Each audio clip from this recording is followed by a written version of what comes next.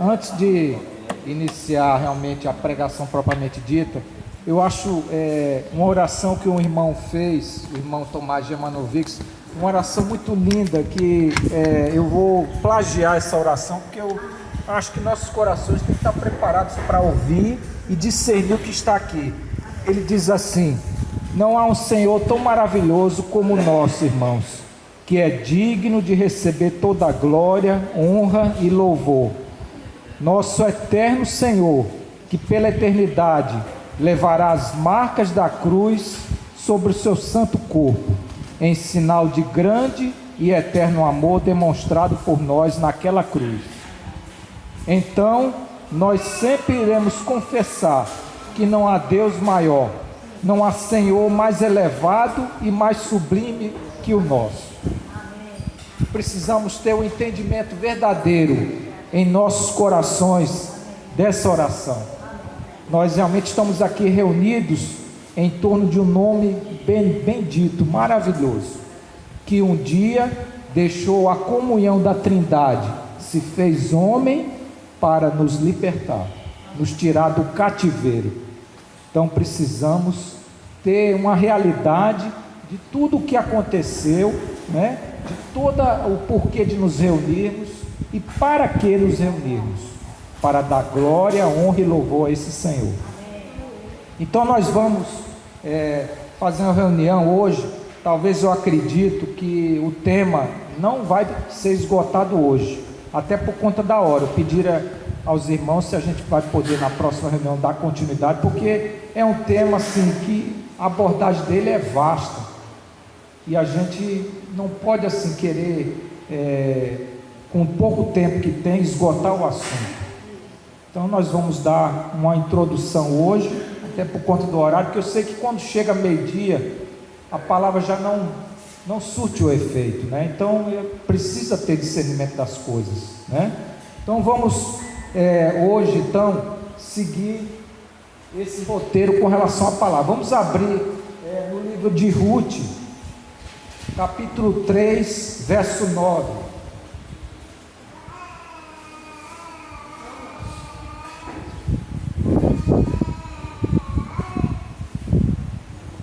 Ruth, capítulo 3, verso 9.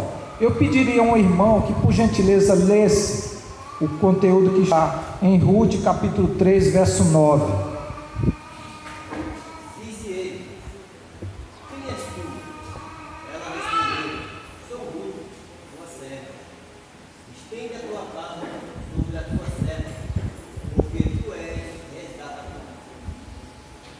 Temos que nos lembrar nesse texto que Ruth disse a Boaz: tu és resgatador. E aí, irmãos, a pergunta que é feita para nós hoje: quem é nosso resgatador? Cristo Jesus. Aleluia, porque temos um resgatador. Qual era a condição de Ruth? Qual é a nossa condição? Mas graças ao Senhor temos um resgatador, essa pessoa maravilhosa. Vamos agora para Gálatas, capítulo 4, verso 4. Todos encontraram? Então eu vou ler para a gente adiantar um pouco, sem aquela preocupação de que a palavra avance e não produza o efeito que se quer. Então em Gálatas capítulo 4, verso 4 diz: vindo porém a plenitude do tempo, Deus enviou o seu Filho, nascido de mulher, nascido sobre a lei. O irmão falou na questão de hoje comemorarmos o Dia dos Pais. Lembre-se, irmão, que Deus abriu mão de seu Filho unigênito, seu único Filho amado, e Ele entregou Ele para nós. Que Dia dos Pais maravilhoso quando comemoramos Ele sobre o verdadeiro Pai, não é? Que aqui diz que esse Deus, Pai unigênito de seu Filho, entregou esse seu Filho para nós. Vamos avançar então agora, Gálatas, capítulo 4, verso 6. Diz assim: e porque vós sois filhos, enviou Deus ao nosso coração o Espírito de seu Filho, que clama: Abba, Pai. Que maravilha, irmãos, saber que o plano de Deus foi cumprido através de dois envios. Primeiro, o envio do seu Filho e o envio do Espírito Santo. Que obra maravilhosa! Agora vamos para Gálatas, capítulo 2, verso 20. Um pouquinho antes, né? Gálatas, capítulo 2, verso 20. Vamos proclamar juntos este versículo. Logo, já não sou eu, mas... Logo, já não sou eu quem vive, mas Cristo vive em mim. E esse viver que agora tenho na carne, vivo pela fé no Filho de Deus, que me amou e a si mesmo se entregou por mim. A gente às vezes lê esses versículos de uma forma tão rápida e não consegue absorver o conteúdo, não é? Nós hoje vivemos uma sociedade apressada, em que o tempo não tem tempo, e nós precisamos gastar tempo na palavra. Nós precisamos que o Senhor nos dê revelação da palavra. Nós precisamos ter um afinco por cada coisa que o Senhor escreveu, para que esta realidade espiritual seja constituída em nós. Vamos continuar. Agora nós vamos abrir em Provérbios capítulo 23, verso 26.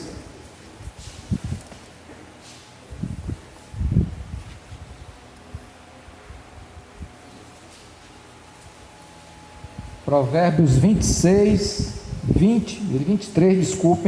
verso 26. Todos encontraram? Provérbios capítulo 23, verso 26. Vamos repetir juntos? Dá-me, filho meu, o teu coração, e os teus olhos se agradem dos meus caminhos. Olha que quem está pedindo isso aqui é o Pai Criador de todas as coisas. Veja como Ele é gracioso. Ele pede: dá-me, filho meu, teu coração.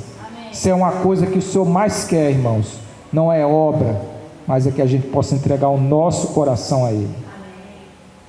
Lembre-se daquele episódio que perguntaram ao Senhor quais são as obras. A obra é só uma, que creiais. Esta é a obra. E na medida que dermos nosso coração, o Senhor poderá fazer morada em nós. Vamos agora abrir em 1 Coríntios. São muitos textos bíblicos, mas, irmãos, é importante que a palavra seja constituída em nós. O falar vem realmente da própria palavra de Deus. 1 Coríntios capítulo 6, verso 17.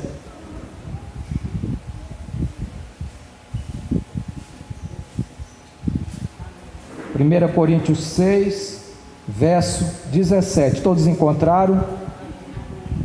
Vamos repetir juntos. Mas aquele que se une ao Senhor é um espírito com Ele. Vamos agora para 2 Coríntios, capítulo 4, verso 6. 2 Coríntios, capítulo 4, verso 6. Vamos repetir? Porque Deus que disse: das trevas resplandecerá a luz, Ele mesmo resplandeceu em nosso coração, para a iluminação do conhecimento da glória de Deus na face de Cristo. Aleluia. Vamos agora para Romanos, capítulo 8, versos 10 e 11.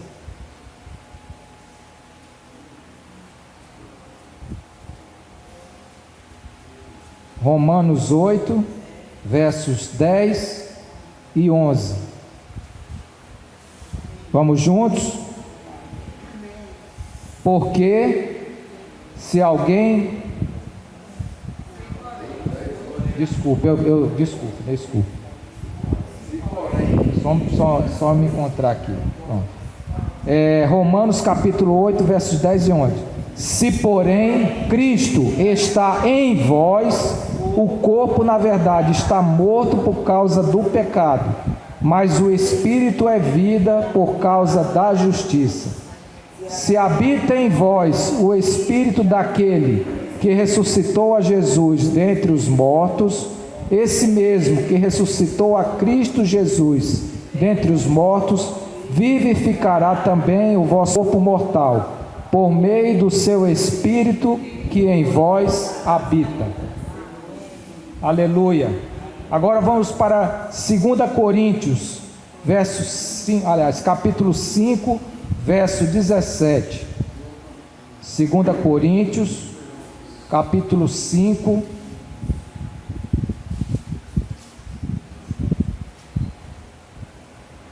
verso 17.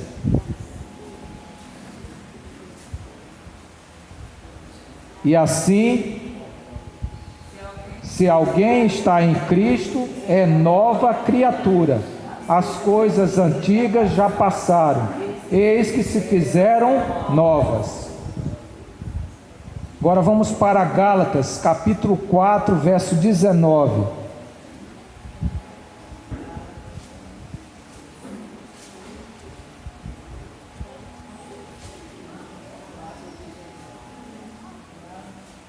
Gálatas, capítulo 4, verso 19.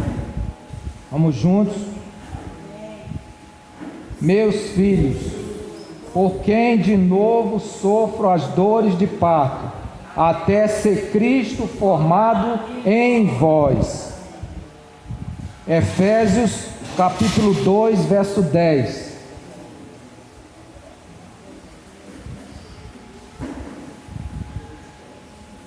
Pois somos feitura dele, criados em Cristo Jesus, para boas obras, as quais Deus de antemão preparou para que andássemos nelas.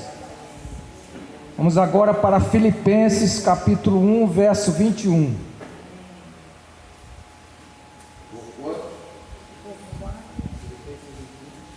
Filipenses 1, 21. O que diz lá? Isso, porquanto para mim o viver é Cristo e o morrer é lucro. E agora por último nós vamos ler Mateus capítulo 16, versos 24, 25 e 26. Mateus 16, versos 24, 25 e 26. Vamos juntos? Só me organizar aqui.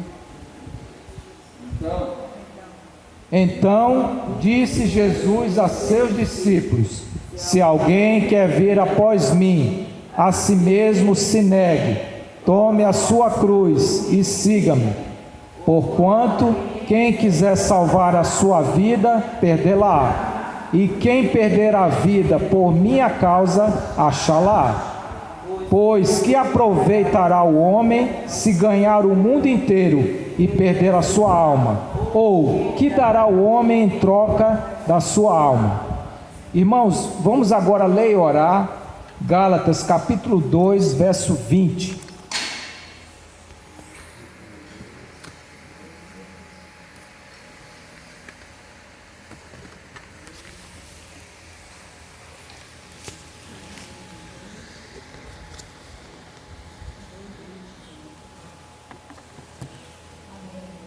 Ó Senhor Jesus, não sou eu quem vive, Senhor, não são as coisas que tenho, mas é Tua presença em mim. Que o Senhor possa cada dia fazer esta obra em cada um de nós, não mais eu, mas Cristo em mim. Te rogamos, Senhor, realmente a Tua presença seja aquela que nos dá a direção. Não queremos viver de nós mesmos por nós mesmos.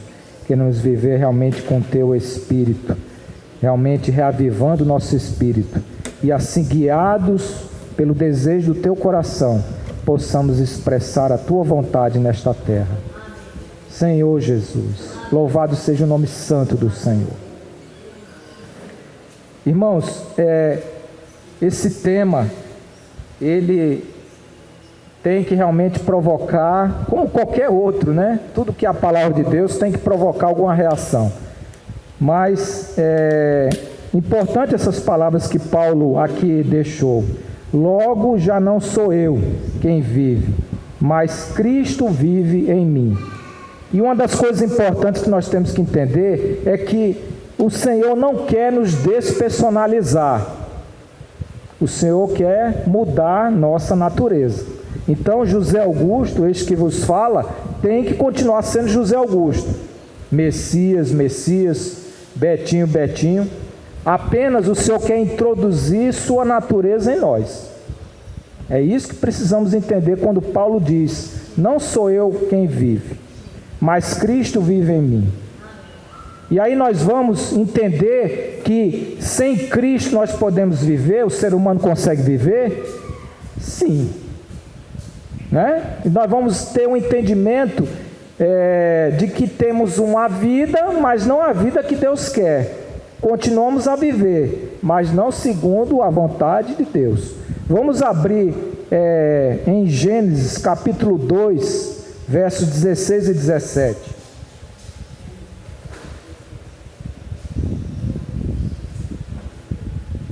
E aí nós vamos compreender que temos uma vida, mas não a vida que Deus quer. Em Gênesis capítulo 2, versos 16 e 17, dizem assim: e o Senhor Deus lhe deu esta ordem: de toda árvore do jardim comerás livremente, mas da árvore do conhecimento do bem e do mal não comerás, porque no dia em que dela comeres, certamente morrerás. E aí os irmãos sabem do episódio de que Eva e Adão comeram do fruto que não tinha sido permitido. Eu pergunto, morreram fisicamente? Eles morreram? Não. Fisicamente estavam vivos, mas morreram com relação à presença de Deus. Morreram com relação ao que Deus queria como vida dar ao homem. Morreram espiritualmente falando, não é isso? Então, é possível o homem viver sem Deus? Sim. Mas o que Deus quer é dar a vida dele, mediante também a nossa autorização. Precisamos realmente diante do Senhor, como tem ali Ruth, né? Tu és resgatador. O Senhor espera. Quem diz isso que é resgatador é Ruth. Não é Boaz que diz para ela que ele é o resgatador. Então isso é um ensinamento para nós, que nós precisamos diante do Senhor abdicar dessa natureza nossa caída e nos entregarmos à pessoa dele. E qual foi a consequência de Adão e Eva, que permaneceram vivos, entre aspas, não é? Continuaram sua vida. Olha o relato que tem em Gênesis capítulo 3, versos 10 e 11. Diz assim, no verso 10: ele respondeu: ouvi a tua voz no jardim, e porque estava nu, tive medo, e me escondi. Perguntou-lhe Deus: quem te fez saber que estavas nu?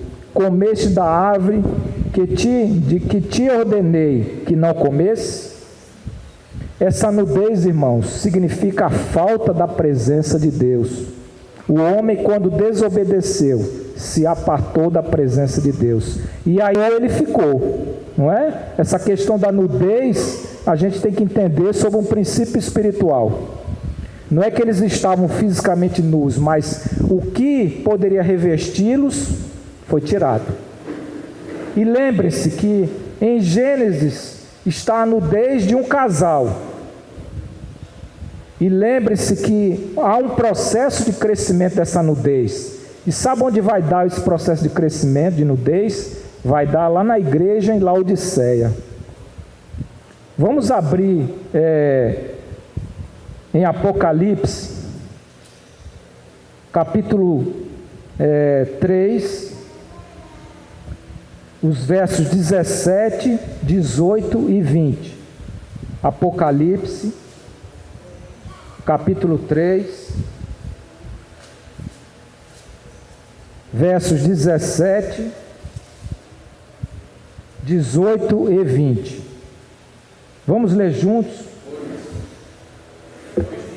Pois dizes: estou rico e abastado, e não preciso de coisa alguma, e nem sabes que tu és infeliz, sim, miserável, pobre, cego e nu.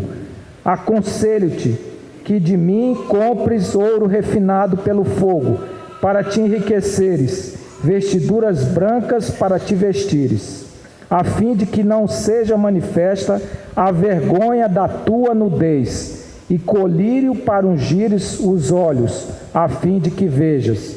Verso 20: eis que estou à porta e bato. Se alguém ouvir a minha voz e abrir a porta, entrarei em sua casa e cearei com ele, e ele comigo. Vejam a situação, o crescente dessa nudez em que vai dar. Laodiceia é uma igreja em que o Senhor está às portas, está fora. E aqui revela a mesma nudez que houve lá com Adão e Eva. Vejam como isso é sério, irmãos. É um crescente. Lembre-se, por exemplo, na questão de Lúcifer, de Satanás, que no início ele aparece sob a forma de uma serpente, e lá em Apocalipse ele está como um dragão. Então vejam o crescente. Nós precisamos ter um entendimento disso. Nós precisamos sair dessa situação. Nós precisamos realmente, diante do Senhor, fazer com que Ele esteja em nosso meio. Se é uma coisa triste na igreja de Laodiceia, é o que o Senhor está do lado de fora. Que nós possamos ter realmente a compreensão do que significa isso. Nos reunimos em nome de Cristo e Ele está fora. Que essa nudez possa realmente ser, em nome dEle, redimida, retirada, extraída de nós. Nós possamos ter uma verdadeira realidade. E que nós estejamos debaixo do manto do precioso Senhor, cobertos por Ele, porque essa nudez, irmãos, não é o desejo que Deus tem para nós, não é essa vida sem Deus que Ele quer. Daí esse tema, Cristo em mim. Agora vejam uma coisa, que eu vou até utilizar aqui, eu vou apagar o que tem aqui, para que os irmãos possam compreender. Nós vimos que é possível ter uma vida sem Deus, e é possível ter essa vida em Cristo. Então vejam a realidade que há hoje. Se isso não é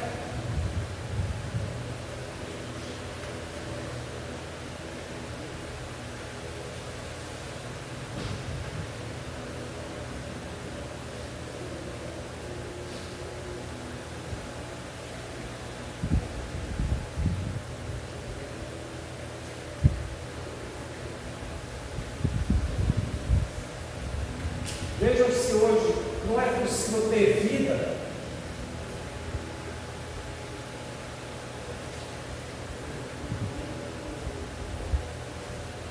é a verdadeira questão lá de Gênesis: comer do fruto, não morrer. É isso aqui. Eu sem Cristo posso viver? Posso. Estamos aqui, mas não é esse o propósito do Senhor. Cristo, essa pessoa habitando e tirando, por Ele habitar em mim, tirando essa natureza caída, e que faz eu pensar que eu estou vivo. Para Deus, quem está aqui tem vida? Para Deus, quem está aqui tem vida? Jamais. Para Deus, a vida está em seu Filho. Então, isso aqui é uma coisa, o irmão falou, você tem que ficar, isso aqui não é real. Mas nós vivemos, aparece, hoje o que tudo faz? Aparece. E nós pensamos que estamos vivos, estamos mortos, em nossos delitos e pecados. Mas Cristo, diz a palavra, se fez novidade e vida para nós. Ele é a nossa resgatador. Precisamos ter uma coerência disso. E olha que há uma questão nisso aqui. Eu vou agora aproveitar o lado, vou colocar uma outra coisa dessa percepção que há hoje. Pessoas que estão sem Cristo, estão dizendo, eu estou bem, eu faço as coisas, está tudo bem para mim. Mas para ele, essas pessoas estão mortas. E nós que estamos em Cristo, aos olhos do mundo, estamos mortos. Não é? Quantas vezes a gente escuta das pessoas ali, mas você não participa disso, não participa disso, parece um homem burro. Veja como é a questão da aparência. A aparência para o que não crê é que nós estamos mortos, e a aparência, né, real desses que estão aqui dizendo que estão vivos, na verdade estão mortos. Não é? Nós precisamos ter percepção das coisas. Eu agora vou colocar um quadro aqui que eu acho interessante. Os irmãos sabem que o número 7 ele representa a perfeição, não é isso? Ele é a obra de Deus, né, a Trindade, mais o 4, que é o homem, né? Isso é a perfeição da obra de Deus. Então, em tudo que nós vamos fazer, o 7 representa a perfeição. Vamos colocar aqui, ó, duas gerações. Essa geração aqui, que resolveu estar sem Cristo, e essa geração que resolveu estar com Cristo. Sabe onde nós vamos obter isso? Vamos pegar Adão como aquele que vai mostrar no seu sete de cada geração aonde dá, onde vai dar. E aí nós vamos estudar cada uma dessas pessoas. Vamos começar aqui com Adão. E aí eu pedi aos irmãos que me ajudassem. Começando aqui com Adão também. Vamos chegar aos 7 dessas duas gerações. Vou só pegar minha muleta aqui. Pronto. Isso está, o que eu vou falar aqui está.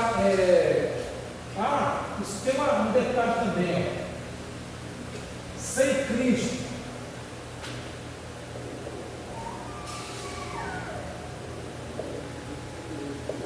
Desgraça. Com Cristo. Graça. Me perdoe a letra ruim. Vamos lá, vamos abrir em Gênesis capítulo 4, os versos 17 e 18. Aí eu queria que os irmãos me elencassem a geração de Adão que resolveu seguir o caminho à parte. Então vamos começar aqui. Depois de Adão, nós temos Caim, não é isso? Vamos na sequência aqui. Os irmãos podem aí dizer para mim quem são os 7 na sequência da geração sem Cristo, começando em Adão. Caim, depois de Caim. Quem foi que Caim gerou? Enoque.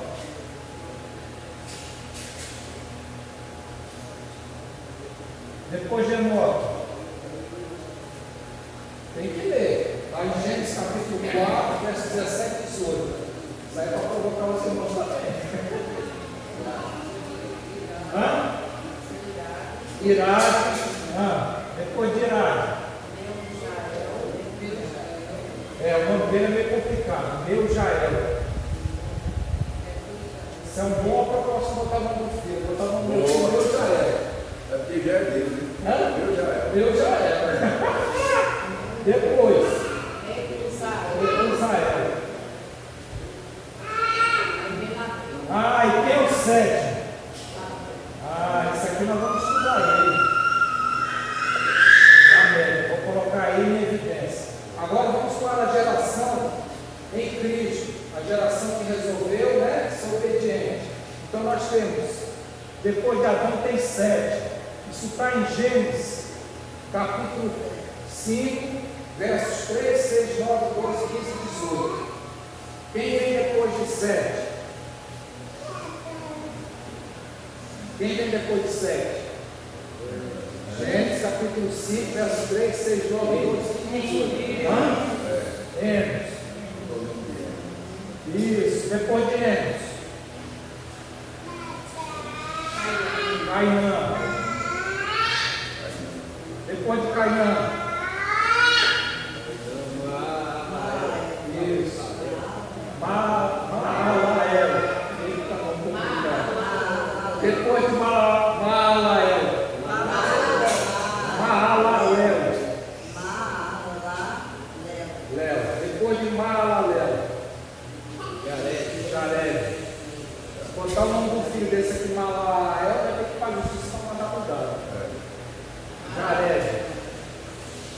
E depois de Jared, quem é?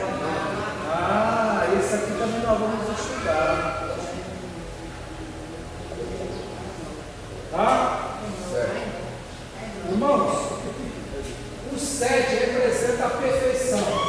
Vamos estudar esse perfeição aqui, ó. Do caminho da desgraça de estar sem Cristo. Está vivo? Tá. Mas vamos ler relatos desse lamento. Vamos abrir a Bíblia. Vamos abrir nossa Bíblia. Em Gênesis 4. Só um pouquinho, deixa eu me encontrar aqui. Gênesis 4, verso 19. O que diz no verso 19? Lameque tomou para si 2 esposas. O nome de uma era Ada e a outra se chamava Zilá. Isso, o 19. Vamos para o 23. E disse Lameque às suas esposas, Ada e Zilá: ouvi-me, vós mulheres de Lameque, escutai que passo a dizer-vos: matei um homem porque ele me feriu, e um rapaz porque me pisou. 7 vezes se tornará a vingança de Caim, de Lameque, porém, 70 vezes 7. Irmãos, isso é um discurso de soberba. Olha que discurso esse Lameque tem. Lembra que o Senhor disse que era para perdoar 70 vezes 7? Olha o que esse homem faz com relação àquilo que o Senhor deu. Soberba. Esse é o caminho dessa geração. Esse é o caminho. E nós estamos conduzindo para esse aqui. A igreja de Laodiceia é esse aqui. Lameque. Isso de coisa alguma. Agora vamos para essa geração maravilhosa aqui. Enoque. O que Deus fala de Enoque? Está em Gênesis capítulo 5, verso 24. Olha que coisa linda. Diz assim: andou Enoque com Deus e já não era, porque Deus o tomou para si. Esse aqui fala de si. Esse aqui diz que já não era. Está vendo? Não sou eu, mas Cristo. Olha que diferença entre este servo de Deus e esse que se revelou com Deus. Esse fala de si. Essa palavra diz que já não era. Precisamos aprender com a palavra, irmãos, porque essas coisas acontecem, repetem-se. Daí a importância da gente ir para o que está em Eclesiastes. Vamos abrir, por gentileza, em Eclesiastes, capítulo 1, verso 9 e 10. A gente às vezes não pega a palavra com o devido sentido que deveria pegar, passa batido nas coisas, aí perde o conteúdo que está aqui. Eu vou ler o conteúdo de Eclesiastes 1, 9 e 10 na versão King James, porque eu acho que esses 2 versículos nessa versão, eles dão uma clareza para nós, tá? Sobre essa realidade que já podia se tornar a acontecer. Diz assim: quando você encontrar Eclesiastes 1, versos 9 e 10, diz assim: o que foi voltará a ser. O que aconteceu, desculpe, irmãos, não vai bater não. Eclesiastes 1, capítulo 1, versos 9 e 10, tá?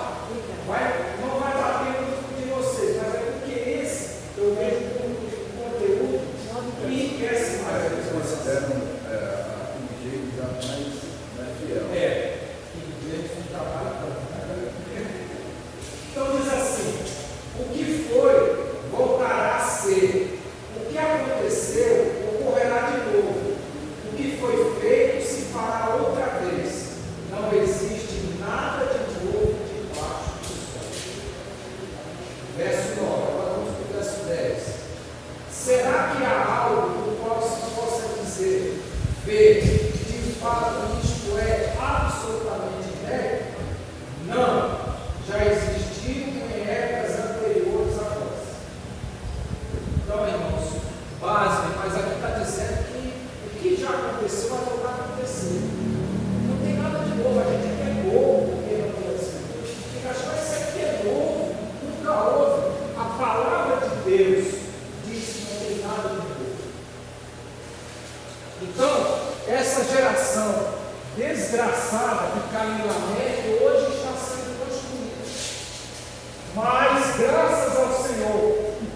essa geração abençoada vai chegar na igreja. Já não era. Foi levado pelo Senhor. Essa é a nossa aspiração, irmãos. É por isso que é Cristo em mim. Porque se não for Cristo em mim, nós vamos dar aqui. E veja que Essa sou aqui era um nascimento, quer dizer, isso. hoje a gente vai ver lá México, tu vai ver. Também. Caminham juntos, né? Lembra o jogo do trigo? Então, irmãos, a gente tem que se posicionar e saber que Cristo em mim é que Ele quer nos levar a isso aqui. Já não importa quem eu sou. Às vezes a gente chega no lugar e você sabe quem eu sou. Lembre-se de agora, já não era. Ou vocês querem se apresentar como Lamé? Aqui quem está falando É o cara. Vejam que coisa. Como é que nós podemos falar de Cristo em mim se nós estivermos como Lamé? Não tem. E o Senhor sonda nossos corações e sabe se nós estamos caminhando para essa geração ou se nós estamos lá. Né? Então, irmãos, isso é muito sério. Né? Que a gente possa ser constrangido diante de uma mensagem como essa. Eu gostaria, irmãos, de não me estender nesse assunto, porque ele é muito rico, assim, que a gente vai ver. Eu gostaria de parar por aqui, porque senão a gente vai, né, já não vai entrar, já não vai assimilar. Eu acho que esse conteúdo até agora já é um sinal para a gente, até durante a semana, ganhar mais disso aqui. Saber que o Senhor quer Cristo em nós, sabe? E saber que suas promessas são cumpridas. E que Ele já deixou os dois caminhos. Cabe a nós decidirmos, não é? É aquela questão de Ruth, tu és resgatador, o Senhor quer ouvir. Boaz ouviu de Ruth que ele, Boaz, era o resgatador dela. É isso que o Senhor quer. Louvado seja o nome santo do Senhor.